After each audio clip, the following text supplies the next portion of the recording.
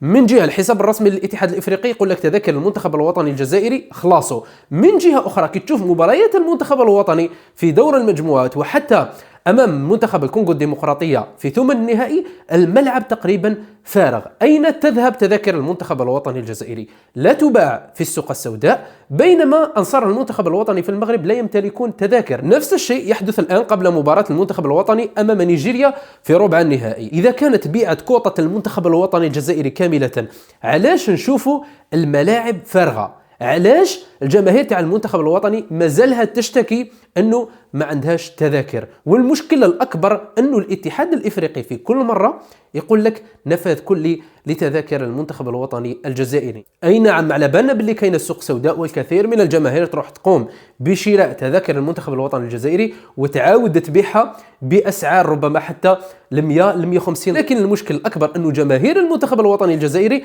راهي تقول باللي في السوق السوداء وبهذه الاسعار الخياليه اللي تتجاوز السعر الحقيقي تاعها بضعفين او بثلاثه اضعاف وما لقاتهمش. نرجو حل بالنسبه لجماهير المنتخب الوطني، لانه المنتخب تاعنا يحتاج الجماهير تاعو.